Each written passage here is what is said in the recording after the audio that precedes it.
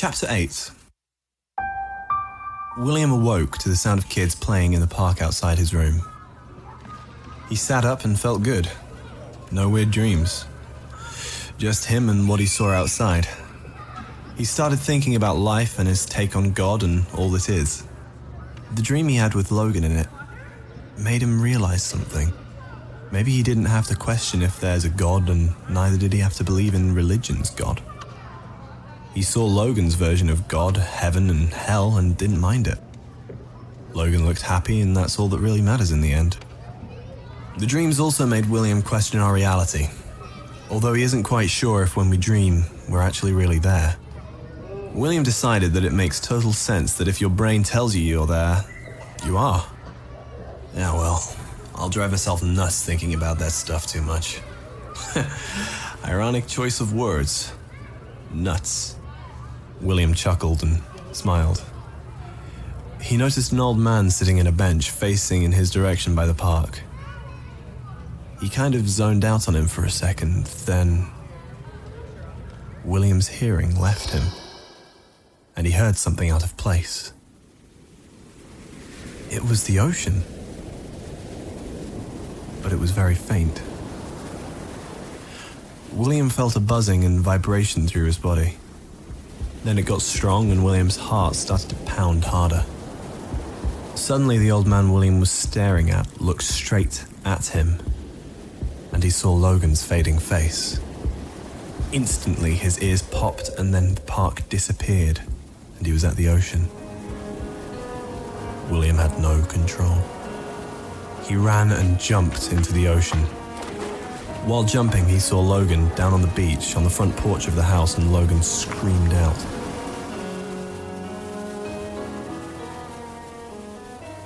Nothing was making sense to William right now.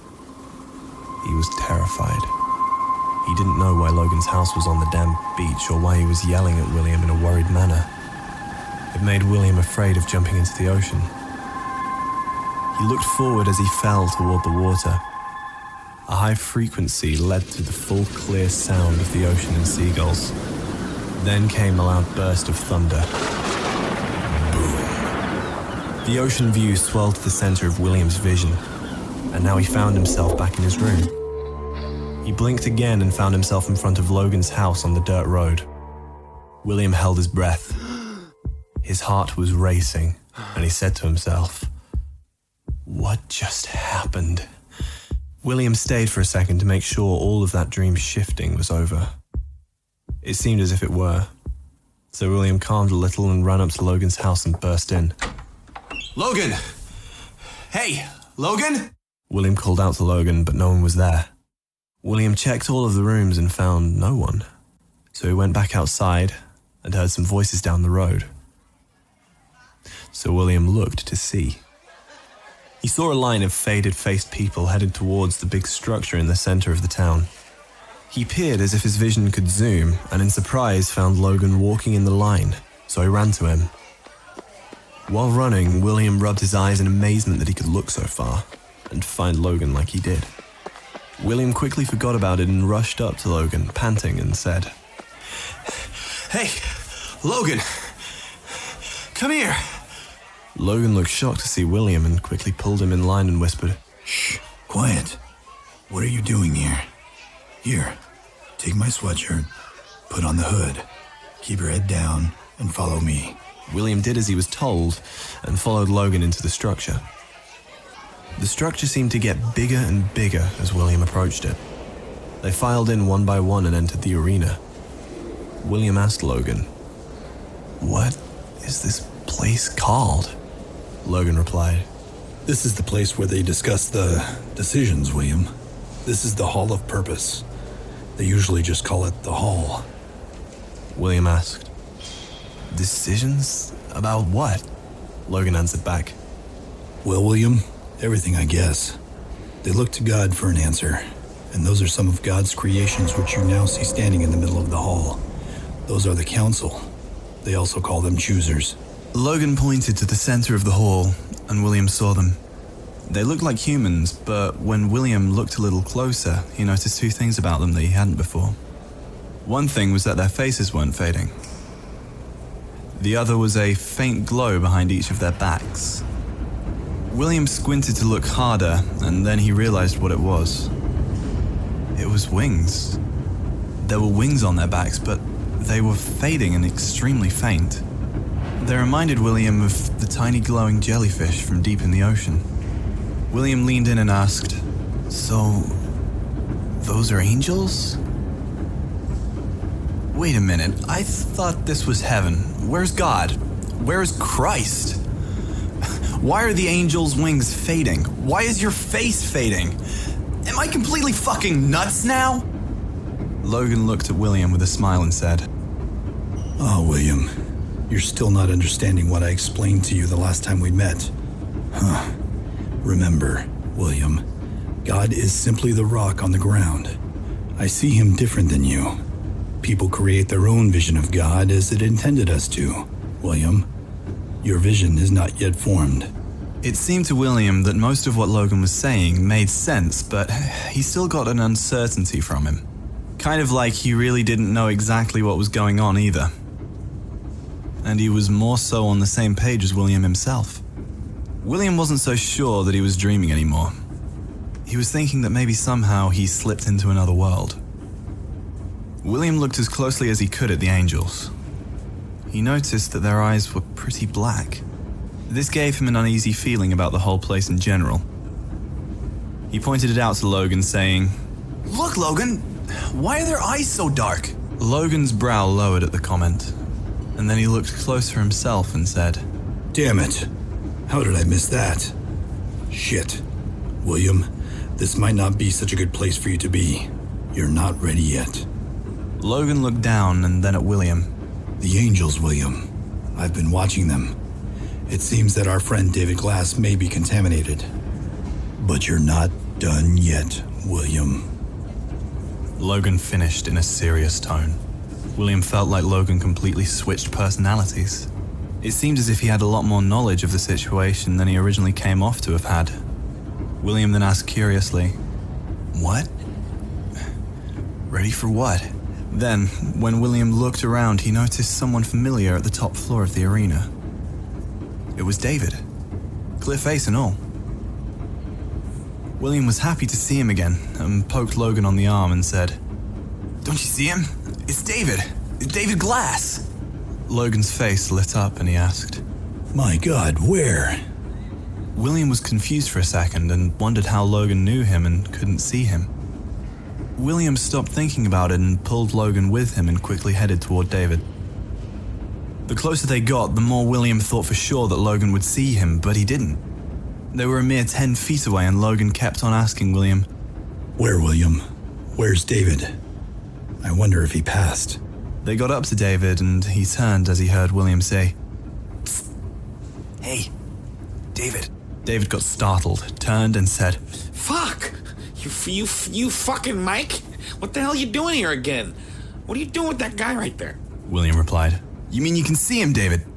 David replied, "Of course I can, Mike. You think I'm fucking crazy ass there? Mike, who is he? And why the fuck is he all fucking fuzzy? Mike!" William said to Logan, "You really can't see him, Logan? He's right in front of us, for Christ's sake." Logan replied, "No, William, I don't. If we don't get back to our seats, the council will see you, though. They're about to start." William said to David, "It's Logan. David, look at his face." William was excited. Now he might be able to figure out if it's a dream or not. David said as he leaned toward Logan, "Logan, Mac? I haven't seen him for a long time, Mac." David stopped in mid-sentence and started to remember. He did remember. Logan was one of his old friends from high school and died in a car accident. As soon as David looked through the blurriness and noticed him, vivid memories shot through David's mind. He remembered being with him and laughing about something.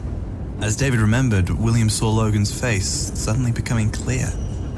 William's hair stood up on the back of his neck. He felt energy coming from David.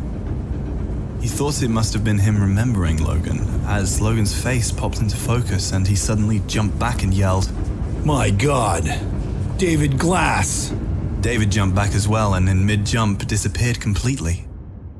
David shot up in his bed at the institution and yelled from being startled. He sat down on the edge and pounded one fist on his forehead. He was sweating and extremely confused about the dream he had just had. David said to himself, Some fucking dream there. Better take it easy, Mike. William shouted out, "What the hell? Where did he go?" Suddenly a voice shot out from the council. You two, what are you doing out of your seats? William froze.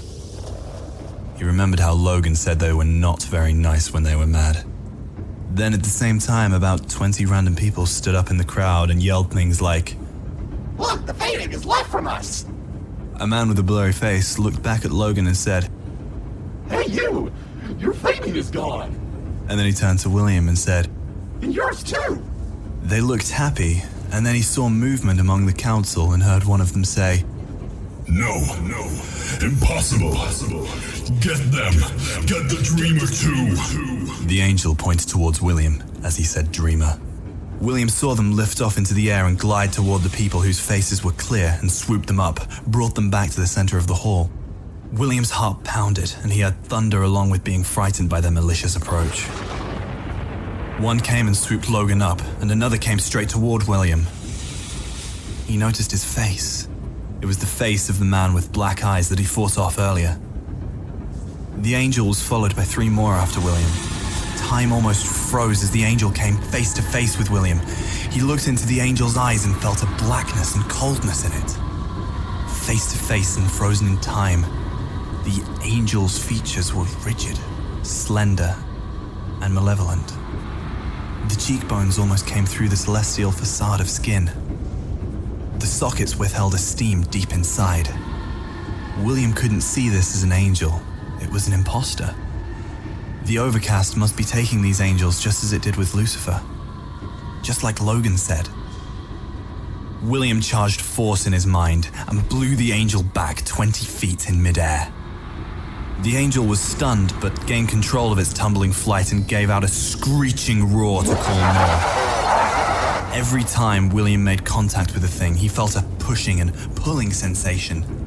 To William, it was almost like what 2 magnets would feel if they were alive. William yelled to the crowd, "Run! Everybody run! These are not your angels, they're taken over by the Overcast!" Panic broke out in the hall, and everyone scattered and tried to run. Suddenly the angel shook off the shock that William delivered and blew straight into William's chest. They flew together straight out of the window of the hall in a tangled brawl. William looked down and saw that they were at least 30 stories in the air. A shocking height even for a dream. The angel changed into what William guessed was its true form, with big black wings and dark blue skin. Its head changed form. The top of the skull was bald and round with big black eyes. It had 2 black swirling horns and a pointy jaw, with jagged teeth as well. It was the Overcast's true form. It laughed in a deep, frightening voice and threw William, hurling toward the ground. William fell fast. While falling, he heard a giant horn sound and noticed that there were still good and real angels fighting the Overcast and flocks. It was a battling storm in the sky. William noticed he was about to hit the ground and then remembered that for some reason he could do crazy things in this world. So he became mind-clearing angry. In mid-fall, William stopped and shouted. In a burst of anger and control, he lifted himself straight back up in the air. The Overcast monster was twice as high now, watching William in confusion flying toward him.